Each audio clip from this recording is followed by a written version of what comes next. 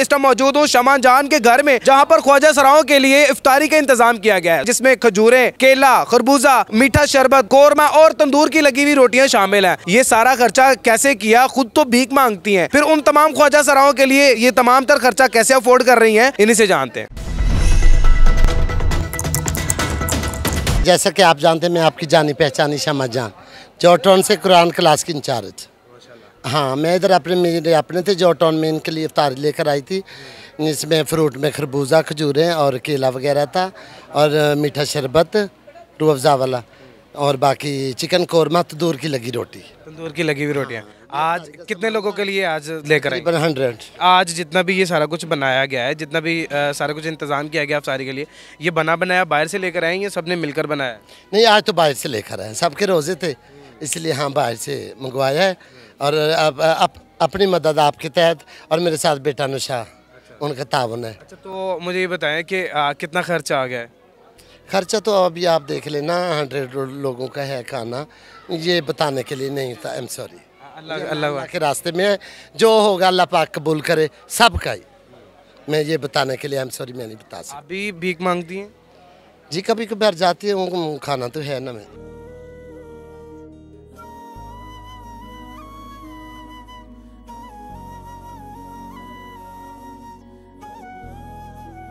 कई लोगों ने मेरे लिए राशन लगा के रखा है। मैं अपने घर में जो मेरी ज़रूरियात हैं मैं अपनी पूरी करने के लिए, घर में सब्ज़ी वगैरह जो आएगा, मेहमान, दूध। अच्छा, खुद भीख मांगती हैं, फिर दिल में कैसे ख्याल आ गया कि जो मेरे बाकी साथी भीख मांगते हैं उनके लिए भी मैंने इफ्तारी करवानी है? वो ऐसा है कि मैं ना तकरीबन 30-32 साल से अपने घर से ना ला तल्लक हूँ, मेरे को नहीं पता। यही मेरा घर है, यही मेरा बार है, ये मेरे अपने हैं, यही मेरे पराए। इनके साथ ही मेरी खुशी, गमी, हंसना, बैठना, ये सब मेरा इनके साथ है। ये मेरे घर वाले हैं। अब अच्छा, रमज़ान में बात ही उन पे लगा देते हो तो क्या हुआ? कल को अल्लाह पाक मेरा कोई वसाल बना देगा, मैं मेरे बुढ़ापे का सहारा। देखा, ये मेरी बहना है प्यारी। नाम है आपका? मेरा नाम गोशी। गोशी? हाँ जी। कहाँ से आई हैं? जॉर्टन से, इधर ही हमारा घर, जहाँ हमारे घर तो इनके पास इफ्तारी लेकर आई थी ना। इफ्तारी इधर ही हुई। अच्छा, आपके घर इफ्तार? हाँ, मैं लेकर आई थी, ये मेरे अपने हैं, इनके साथ ही मेरे सांस में सांस है, और खुशी गमी मेरी इनके साथ। बाहर दूसरी जगहों पर जब दस्तरखान लगते हैं, इफ्तारियाँ होती हैं, तो आपको वहाँ पर बैठ के इफ्तारी करने दी जाती है? करते हैं, क्यों नहीं करते? लेकिन उनमें सब जो लोग होते हैं ना, कोई बातें करने वाले, कोई हुटिंग करने वाले, कोई मजाक बनाने वाले, मैं नहीं जाती, मुझे अच्छा नहीं लगता। हाँ, जिन्होंने दी होती है इफ्तारी, वो तो हमें वेलकम करते हैं ना। उधर बैठने में सब आसपास के, जैसा कि बोलते हैं ना, तरह तरह के लोग होते हैं। अच्छा, आज मैं देख रहा हूँ कि मोहल्लेदार भी यहाँ पर मौजूद है, मोहल्ले के कुछ मर्द भी मौजूद हैं ना। इनके साथ हमारा मरना जीना है, इतनी देर से हम रहते हैं इधर। ये मेरी कम्युनिटी बड़ी देर से, तकरीबन 20 साल से इधर रिहाइश पजीर है।